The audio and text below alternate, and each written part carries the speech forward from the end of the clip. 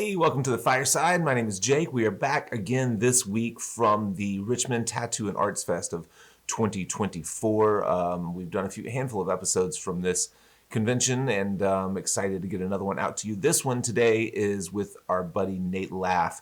I've known Nate for quite a few years now. You might know him from Rev23. So Nate and Rev23 have been providing like tattoo studio software for quite a while now, many years. And so he's seen a lot of evolution in the tattoo industry and tattoo technologies and kind of how tattooers manage their businesses.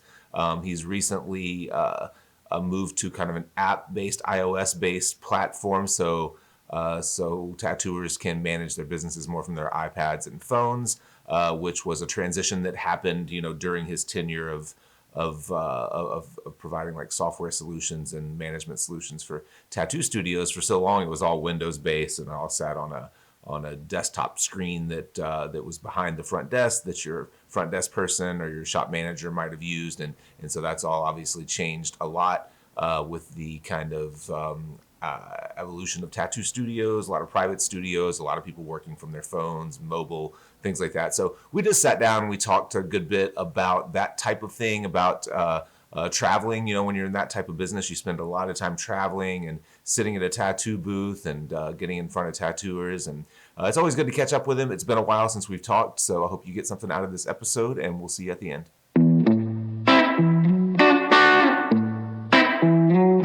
Hey, Laff. Hi. Rev23. Yeah. So we podcasted last, you guessed it was 2018? I think 2018. Possibly 2019. Yeah. And yeah, I'm going to go with 18 as well, because feels like it was a little ways away from, I don't think it was right up against COVID, but well. Yeah, probably not. Yeah. I don't know. So back then, well, actually, just in case people have no idea and they haven't seen that, what is Rev23 and how to get started? All right. Rev23 has been around for 15 years, pretty much, of tattoo management software. So it started as Windows desktop software. It was a full-on point-of-sale scheduling, the longest-running software package that has done that stuff. There's been many that have come and gone, but I've survived the test of time. So that's where it began, and that's when we last talked, was all that stuff. And I've been running at conventions, promoting that for quite a while. But yeah, we've been doing this since 2010, so early 2010. And remind me how you found yourself, because you've never been a tattooer. No. How you found yourself doing tattoo management software. So the long story, well, I'll try to abridge it as much as possible. The tattooer I had, he had an idea for a device that was, he wanted to hook up something between the foot pedal and a computer to record time tracking, which of course machines do that now, but back at the time nobody was doing it. So he's like, "Yeah, you're a software engineer. Let's do you want to work on this with me?" It's like, "Yeah, it sounds fun." So we started, and eventually it just kind of evolved into, let's just do kind of a whole management kind of thing. So I started writing the code, and the idea was he was going to go sell it. I was going to write it. Somewhere between writing the code and getting ready to release, he just fell off the face of the earth. Surprised. So by the time, like, I put in about 3 years of work on it. Just at home, like, I'd get off work, I'd start write code till 2 a.m., go to bed, wake up, go to work, and just a long process of that.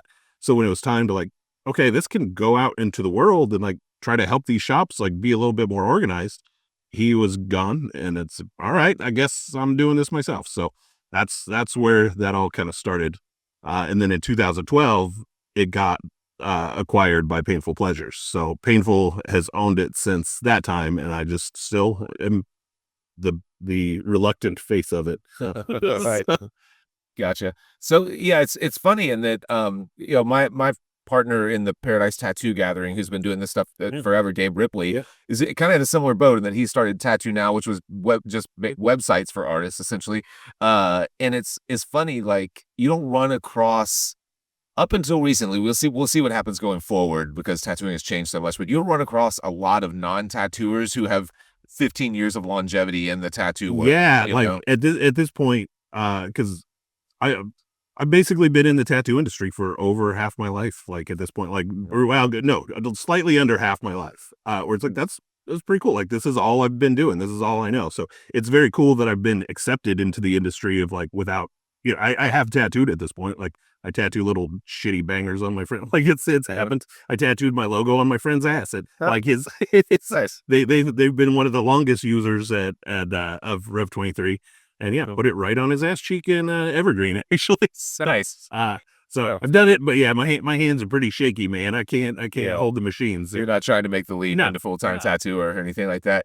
No. So what do you think now there are, I feel like it's funny, I was just talking to Russ yesterday about this with Tattoo Smart and all the new like brush set stamp AI generated stuff where it's like 25,000 brushes for $9.99. I'm like, man, how do you deal with that? So my question to you would be like, I see so many whether it's like they're like software solutions for tattooers, they're everywhere. Like, yeah, I've never heard of any of them. They pop up very quickly. And one of the things that I've so Mario Barth is a longtime user of Rev 23. And he had a quote a long time ago. It probably I ran across it in maybe 2011, and it really resonated with me. And it's something that these people don't do. And I'm gonna mess this quote up, but he had said, if you come into the tattoo industry to make money, like to like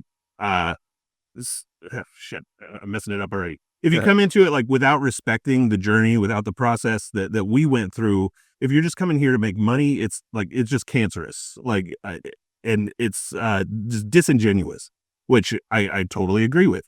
And a lot of these things, there was actually a lady down in the hallway, down in the hotel just yesterday trying to sell something, and you can tell she's not tattooed. Like she's just, oh yeah, we've got this new CRM for tattoo shops and blah, blah, blah. But it's always salon software or whatever that they just try to come leech off the industry and then make profits. And it's fine. Like that's what people do.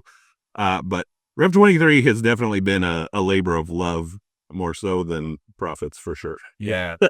Yeah, so talk about, because the last we were talking, it was all kind of Windows based, and so obviously back when you first started building it, that was kind of that's what made sense. Yeah, iPad did not exist. iPhone did not exist when I wrote the first lines of code for Rev 23. So yeah, it's been like that's how long it's been around of starting that. So Windows definitely made the most sense at the time because that was where business got done. Yeah.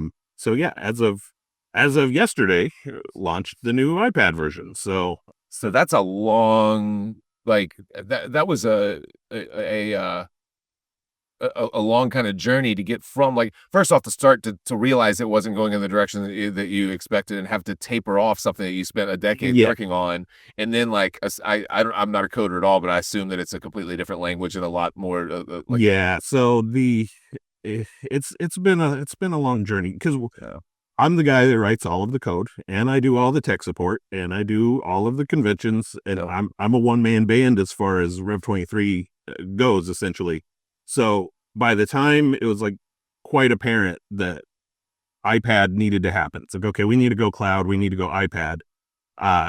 Once that shift started to happen, it's like, well, I can't just abandon the Windows version. I can't just be like, okay, well, it's 70% there and now I'm never going to touch it again, because there's several hundred users that relied on it, but there was a lot of high profile people that really relied on it too, that I couldn't just be like, no, okay, screw you guys. I'm going this direction because we need to do it. So I really wanted to make sure that the Windows version was where it needed to be and mature and like could stand on its own 2 feet. Yeah. So got there, and then yes, I don't write iPad code, so that piece is outsourced. I write for the new cloud version. I write all of the back end stuff, all of the database stuff. So if you go sign up, it creates your database, and it's all the back end communications and blah blah. So the whole cloud piece is me, but the guys writing the apps that communicate with that are finally outsourced, and I have some help there. So that's nice. Finding that team that was the right fit was also a challenge. So that took a while. Yeah. So the Windows stuff is still supported. Yeah. Yep. And it's actually going to get a pretty big update here soon with stuff that people have been wanting for a while. Wow. But yeah, especially for the last year, it has been like, I'm not touching Windows right now. Like the goal is get cloud out, because that's what people, like, we started losing people that are like, I need cloud. This is what I need now. So it's like, okay, I need to just put this on the back burner and get to iPad and cloud. So yeah. So when you are, because we're in a similar boat in that we're like, we sell to tattooers, I sell courses and memberships and things like that to tattooers, and just do the podcast is kind of also just a labor of love. There's no like monetary reward really for the podcasting. When you come, because I feel like we're in the same boat. We're sitting at shows, and we met each other at shows. Like, how much engagement do you get at shows from tattooers walking around, and as opposed to like all the collectors that are walking around and like checking out all the booths around us and then just like glance at us and go like, I don't know. Yeah, it's less than it used to be. I'm honestly kind of at a point where I don't know how much the conventions are really doing for me at this point. I think with the cloud stuff, maybe like I could do a big booth with like iPad stands set up and stuff a lot easier than I was able to with the Windows stuff. But yeah, it's, you get the sticker collectors and the kids' little grubby hands coming and grabbing stickers and buttons. It's like, this doesn't really do much for me, but it's important to be there building those, like when you go out of the convention hall and you shut down and then you go out to the bars and hang out with people. Right. You make those connections and those are good. But yeah, anymore kind of, especially there's been a shift since COVID for sure in the convention circuit where I'm having a hard time getting back into it. Even a lot of, I noticed just a lot of people, it's not the same. Like people aren't wandering around anymore. Like tattooers that they come, they work, they leave. And they're not really walking around anymore, engaging with other booths from what I've seen. But yeah. That's kind of what that's just me. No, same here. That's what I've noticed. And I've even found like, for me, a really successful show as a, if I'm not tattooing as a podcaster is a show that is a little bit slow and tattooers don't have a lot going on. And they're like, yeah, I'll sit down. I'm not doing anything or whatever. But if a show like this, where basically everyone's tattooing, or another one that I do, that's a very difficult podcast show is Space City down in Huntsville. It's like just a really well attended show, for whatever reason. Maybe it's also that there are more, because of social media, there are more tattooers who are sought after and who bring clients. But it's difficult when you're like selling to tattooers and tattooers are busy, Yes, for sure. Yeah, maybe that is like the conventions are busier, and we had things like Ink Master even back early on, but yeah, I think maybe the social media has even kind of propelled some of these guys to like more of a celebrity status where there's more people coming to see them. They're busy, they're not talking to anybody, their heads down, and then they just leave. So, which is good for them. Yeah.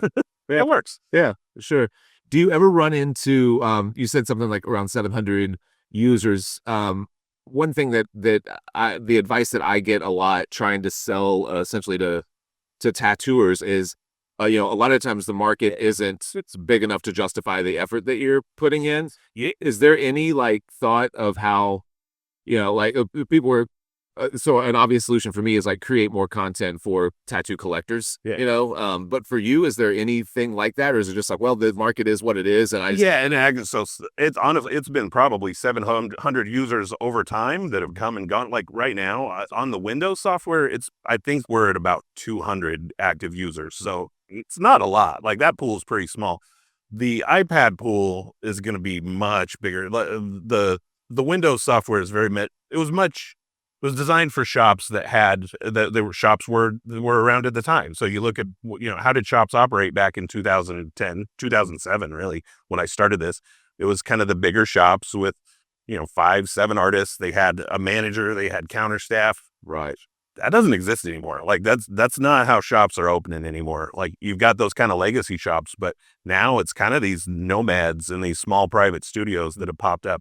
And the Windows software it was not designed for them. Like they get into it like, this is too much. So cloud stuff really stripped everything back and start from the bare minimum of like, what does somebody that just travels from convention to convention to convention need that benefits them, like does something for them that they have value in.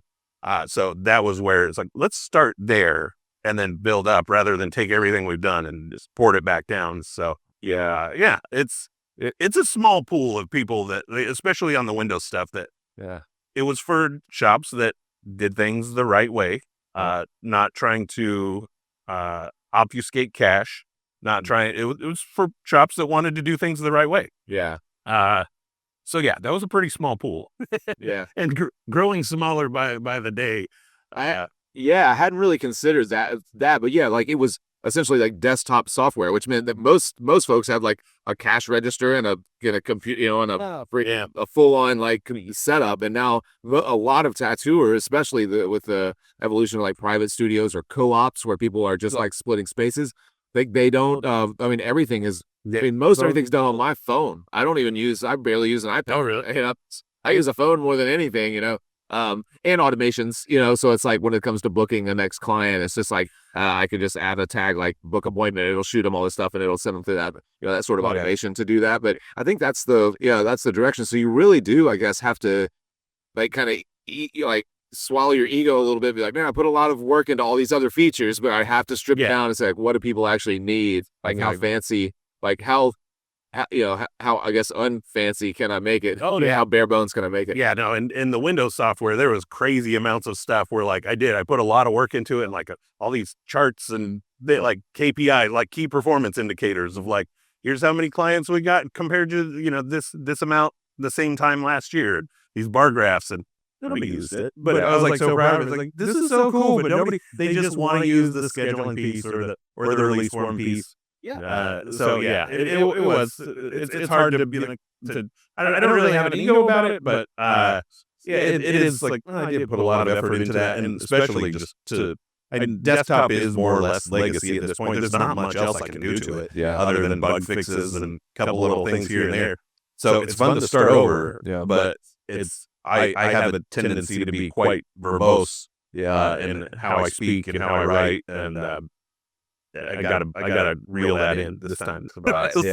It's funny that like that you've stripped those things kind of out, like KPIs or different types of whatever, like financial indicators that might tell you year over year, whatever. At the same time, though, there's this like influx of like tattoo business educators that are out there now. They're like teaching people how to, whether it's like just personal finance or whether it's running their actual business. So it's kind of funny, like we may find ourselves in a time soon where people actually care about that. They won't want to do it on a desktop. They'll want to do it on their iPad, but still they might actually. So when you were doing it, no one even knew what a KPI was. It was revolutionary. Nobody else was doing it. Still, nobody doing it. But that's kind of funny. Yeah, you might find yourself like plugging it all back in. I got to do it again. Wow. Right. So what is like if you had to like sum up kind of the bare bones? I don't know what levels there are to subscriptions. You sent me an early version to kind of check out, and I haven't plugged it in yet. I'm going to. I would just this run of conventions has been but I'm going to. Can you run through like what if someone signs up, like what the kind of the key kind of benefits are, like a day in the life of what the new one's like with the new person, so like. It's similar to there's a couple of competing products out there now that did iPad. There was Voluta. I think Conan was kind of the first one that did the iPad release form method. From what I can tell, it's not actively developed anymore. I can't get it to work. I haven't seen it working in quite a while. So it's very, if you've used like tattoo release form app, it's similar but way more fluid. And then cloud-based. So, when you sign up, you get your own little database that's on our cloud, secured by everything. So the general idea for the cloud was to start again at the bare bones. So, okay, release forms. So that's number one in client management. So you've got, your release forms that get signed by a client on the iPad, or they can go to a website and do it. The iPad app is not just a website, which I like to clarify, because a lot of times now, like, you're getting these apps that are popping up that's like, hey, check out this app. And it's an app that then launches a website. It's like, that's not the same. Yeah. So the iPad app is an actual iPad app. The web app is a completely different thing written by somebody else completely. So clients can sign on the website too, which was something that kind of COVID actually influenced, where I kind of went back and it's like, okay, we need to do this, because when COVID popped up, I had all of my users emailing me like, how can I get people to sign from their car or whatever? We don't want them touching the signature pad. They got to sign it. I don't know. If you're going to tattoo them, you're going to be right there anyway. What's the difference of them signing the pads? Yeah. Wipe it down. Yeah. I didn't really get that, but it was important to people. So So I built that in of like, okay, let's let them sign on a website because there's some convenience now. And that actually worked out because the idea, this is where I think very big. So it's like, okay, a shop can have like 5 different iPads that clients can come and grab, or they can be on a stand and like going through stuff, because that's how I wrote the first one. That's the kind of shops that they're just still in my head. But for a little solo tattoo artist, they've got maybe one. So a client can just use their phone and fill it out, just sitting in their lobby, just sitting in the chair waiting. So that works well. So yeah, the client management side, you know what a customer database looks like. But try to make that as fluid as possible for what makes sense for tattoo artists these days. And then supply tracking on the release form end, where more and more of these health departments are like, we need lot numbers and expiration dates on inks and tubes and grips. So that's all in there. Okay. Tried to make that as easy as possible.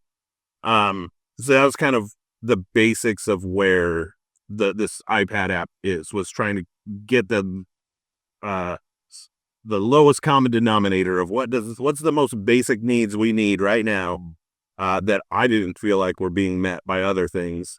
Make it put the best of what I already did in there, and then start from there. And that was how the first version was built, was people telling me what they wanted. Somebody would say, okay, well, now we need, back in 2010, we need a way for text messages to go to clients. Yeah, that's a good idea.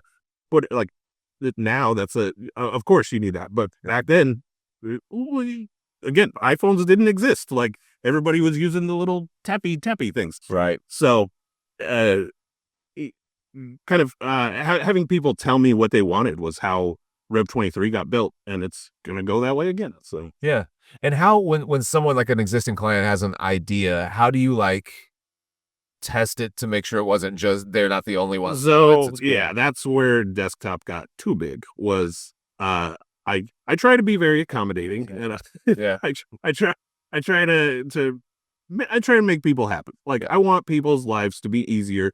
Like, I'm a family man, so like I want to work and then I want to go hang out with my family. So the idea has always been like, make your job easier, save yourself time by not having to do all these commission reports and this and that. Yeah. Pay out your artists and go home.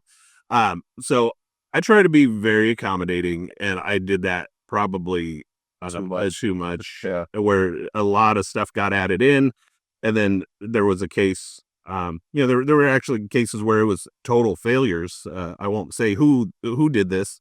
They'll know who they were. But they're like, they wanted to pay out artists for deposits before the tattoo happened. And I was like, that's a terrible idea. Why do you want to do this? Yeah. But no, I trust my crew. It's fine. It's like, I don't like this. I've never put this in because just logically, this doesn't make sense. Yeah, if you're going to give a deposit, it's a deposit. The shop is holding it. You're going to pay them out for something that's in this particular shop. They get booked out 6-12 months out. Yeah. It's like, okay, and it was a lot of work to put this thing in, and it was not great, but it worked. Like, just because I really had to force it in. They used it like that for about a year. A couple other people used it. They're like, oh, okay, this is a cool feature. I like this. It's like, okay, maybe I was wrong. And then one of the users, not the one that asked for it, they said, my artists took all the deposit money and opened their own shop. I'm like, yeah, I saw that coming. Yeah. And then it wasn't long after that where anonymous studio owner said that wanted it originally, said, all my artists did this. How do I turn this feature off? I'm like, oh, I knew it. So it got pulled out. I was more than I wrote a big blog post about it. It's like, if you're using this, stop using it. I'm removing this feature completely. It's going away. So just get rid of it. Trying to be accommodating like that. That was the one time where it really blew up in my face. Like, it's not my face, because they told me that's what they told me they want. And against better judgment, I did it. It's just Yeah, the reason I asked that question to begin with is I have a lot of ideas, and because I'm a tattooer and I've been tattooing a long time, I assume that if it's cool to me, every tattooer is gonna want it. And so I would imagine, even though you're deeply ingrained in tattooing, being a non-tattooer, when someone, especially a respected tattooer, someone that's like that you're like, okay, this person obviously knows what they're talking about. They have an idea. And that was the case. There's an influential person. Yeah. Yeah, I could totally see that being a real challenge. So as far as you mentioned just quickly about the new kind of like regulations and having to record lot numbers and like really keep up with the supplies that you're using. Are you staying kind of on the front end of that to see what might be coming down the pipeline, or are you just gonna like wait and see? I'm winging that, like, Yeah. because I don't know.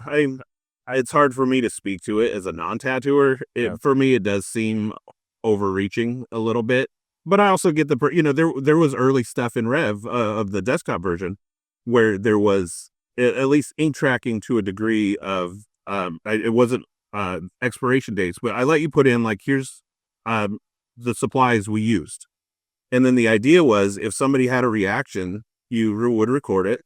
Somebody had another reaction, you recorded it, and you could identify a trend of like, wait, hang on, there might be an issue in this batch of this particular ink or this color. So there was that kind of stuff, and so that I fully think is valuable.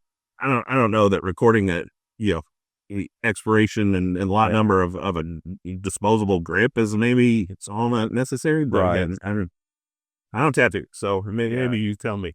Yeah, I really don't know either. I've actually talked to our health department officials when I get my inspections about, and they have no idea. They're completely out of the loop on what they might be responsible for. Yeah. For inspecting, this time next year. And when anytime I share the little bit that I keep up with, my inspectors are just like, I don't know who they think is going to do that. It ain't going to be me. Yeah.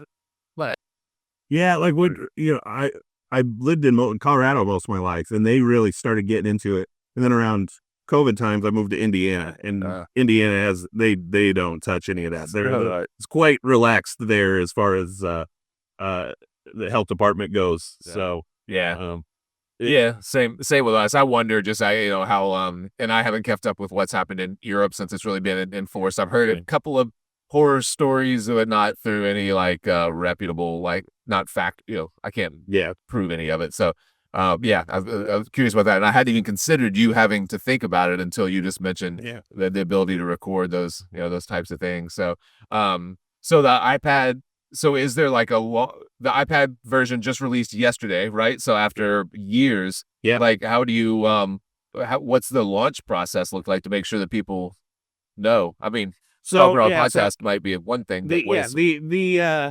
I'm kind of doing it as a soft launch this weekend because the reality of launching a brand new cloud platform while you're at a convention on shitty Wi-Fi it's not ideal. Not ideal. So it's like, okay, I ideally it should have been done before that, but at a minimum, it's like Richmond is the next thing I'm doing. It 100% has to be done by then. Yeah. And we went up to the wire. Like the app has been done for quite a while, but I had all the other stuff I had to do of like the marketing website and the sign up page to make it real nice.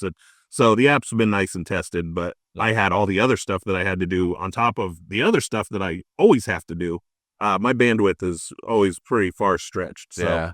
I went up to the wire on getting the website updated, and frankly did kind of the bare minimum of like making that look nice. So, but I'll go home and I'll get it touched up later. So yeah, it's to launch it here it's a soft launch. I'm gonna do the postcards drop tomorrow on Sunday. Which gives me enough time to maybe get home before anybody really starts signing up for it. But yeah, probably a smart move to not do the launch of that. We like I mentioned earlier, I co-promote the Paradise Tattoo Gathering with Gabe Ripley, and he's a longtime software guy as well. That was one of the very first conventions I did in. Oh really? Yeah, it's Keystone, Colorado. Oh yeah. 2011. Yeah. That was a bigger one. They're at Jiminy Peak. They've been small. This is my third one to partner, and they've been much smaller lately for a number of reasons. One, they took a few years off. Another, there's like a dozen conventions competing with it, and it's in the middle of nowhere. It's a hard place to like get if you want to come and tattoo. It's hard to get clients to come up the side of a mountain. Yeah. And there's nobody. They have to make an effort. Sure.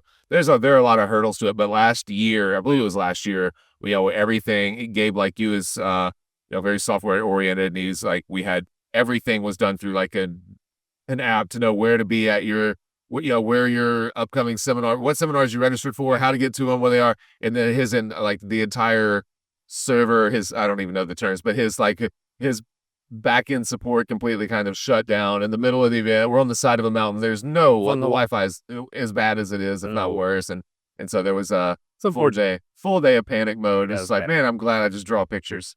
It's like that's a hard job doing like having to manage good software. That's painful. That hurt me a little bit. So so you definitely don't want to have to deal with that here. So people, I'll drop it all in the show notes, but if people are interested, they want to find out more. What's the best place to go?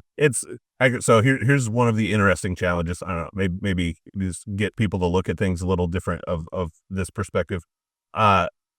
Apple, so they charge like a 30% Apple tax for software development. 30%. If you go into the App Store, you pay 30%, that's a lot. That's a lot. So one way around this is, I wrote the app, and it's like, okay, well, I can take payments on the website, but Apple doesn't like that. They want you to use the App Store subscriptions. So as a result of that, what they don't let you do is give people a way to sign up in the app. They don't give you a way to like tell people how to sign up or redirect users to another thing. You can't. So like if you've ever installed like Netflix on an iPad, it's like log in. That's all you get. There's no, and that's why it's because Netflix can't do like the 30% of whatever. So the sign up process, you can't just download the app and say, okay, I'm ready to go. You do have to go to like the Rev23 website and create your cloud app, your cloud studio kind of thing. Still looking for the technical word is tenant, like in a my little rented space. Still looking for the right terminology there. But Tattooing. So you go create your cloud studio for now, I'm calling it. And then you can go log into the iPad app. Yeah. Okay. Gotcha. That makes sense. I didn't realize that. And I've never even noticed, but you can't like download Netflix app and then sign up for Netflix. It's a lot. So there's been some interesting kind of concessions there, but they're all Europe focused. The guys that make the Fortnite game, they were the first ones to kind of really try to challenge this. So like last year, I think that sounds familiar. 2 years ago, there was a lawsuit where they intentionally, they're like, we're going to put our own Fortnite app store into our game, and they published it and waited for Apple to remove it, and then Apple, or then the Fortnite guys sued Apple. And that was kind of the big like exposure of this is what's happening. Has that been reconciled? No, like so in Europe, because the European Union has a bunch of weird, like they're really over regulatory. I think they're the ones that essentially broke up Microsoft like way back in 20 years ago. I don't even remember. You can kind of direct people to websites and stuff, but only if you install in Europe. So it's frustrating, but it's because eventually there's going to be an Android version of it. I needed that. So gotcha. Well, the announcements are starting, which means that's our out. Am I in an exclusive group of return guests on Fireside? You'll get Jesse is doing these little badges with like the number of times you've been to the convention. I should start doing lanyards for people like that. I need the number 2, but that's well, sweet. I'll link to all the pertinent stuff in the show notes, and then thanks for taking the time, man. It's good to catch up. Hey, thanks for watching. Thanks to Nate for taking a little time and catching up. That was fun. Thanks to Jesse Smith for having us out at the Richmond Tattoo and Arts Festival, and we'll see you next week.